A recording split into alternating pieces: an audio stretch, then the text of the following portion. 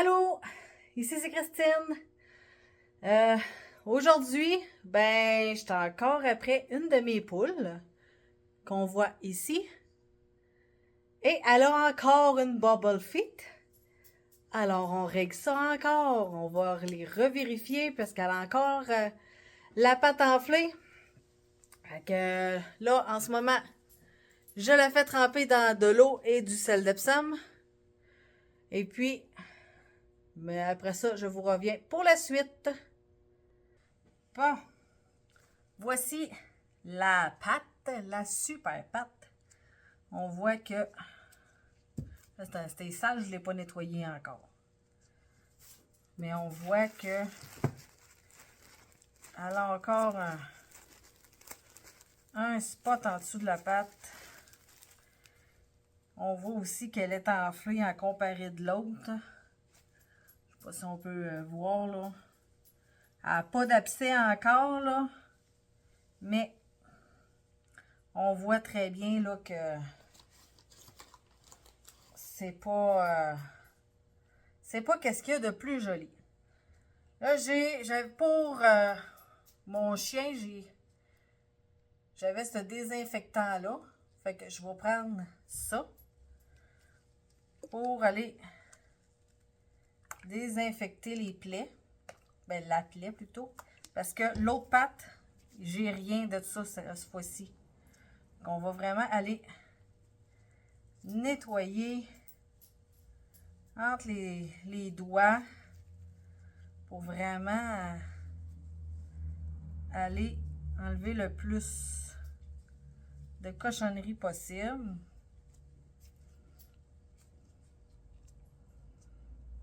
Là, on voit là vraiment là que c'est enflé avec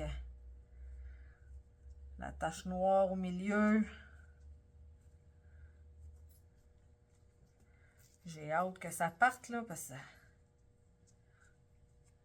ça fait depuis l'automne passé là que c'est l'automne passé ouais, qu'elle l'a eu. Je pensais que ça, avec les interventions que j'ai faites, je pensais que ça aurait parti, mais ça a l'air que non. Là, je vais prendre une pince que je vais désinfecter aussi. Puis, je m'en vais enlever le chose noire.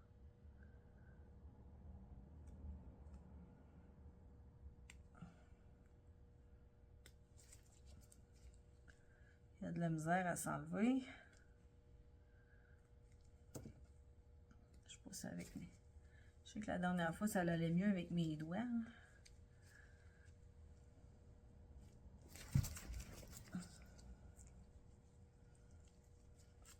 Doucement, ma belle.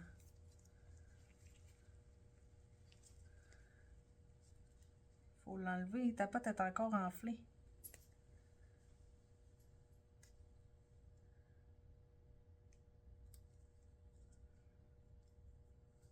Ça n'a pas guéri, ma belle.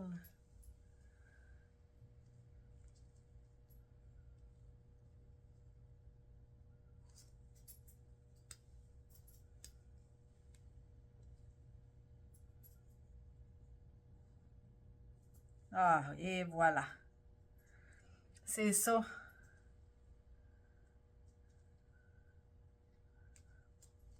C'est ça ici qu'il faut enlever, c'est du pu. Parce que deux autres, le pu, c'est solide. Là, on devrait avoir quelque chose de pas pire. On désinfecte encore la plaie.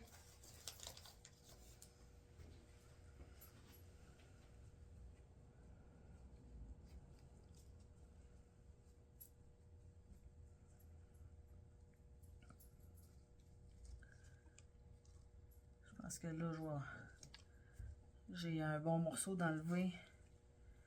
Puis,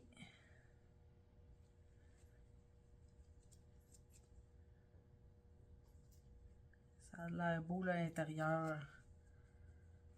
Bon. En espérant que ça soit pour de bon, là. Fait que, si j'ai du mercurochrome qu'on va aller mettre sur la plaie.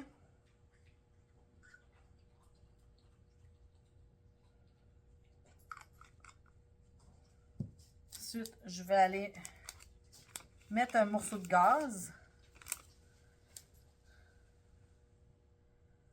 Il est gros pas mal, là. On va le couper en deux.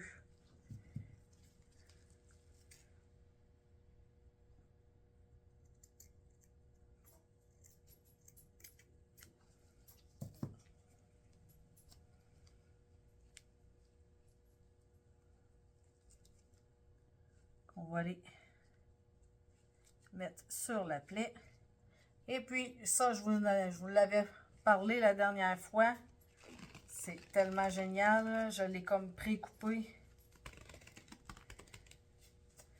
d'avance. Il me reste à le couper comme ça.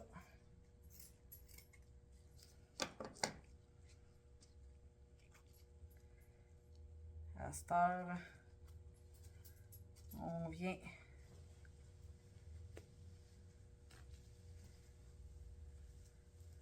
lui attacher ça en dessous de la patte. Sans tout défaire, bien sûr. Sans aussi gêner ses doigts de pied.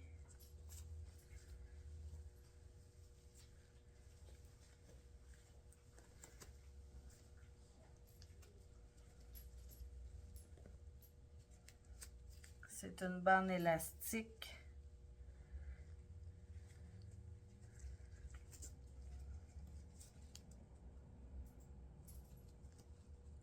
On écartille tes doigts, ma belle.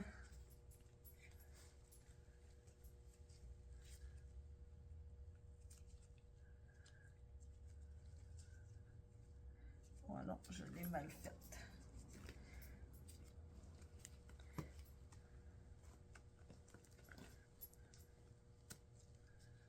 Comme ça.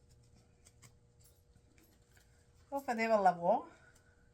Bon, là, je pense que je l'ai.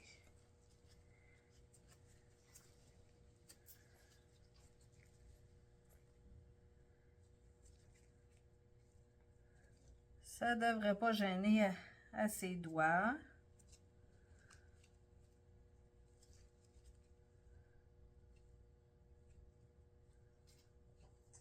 Comme ça.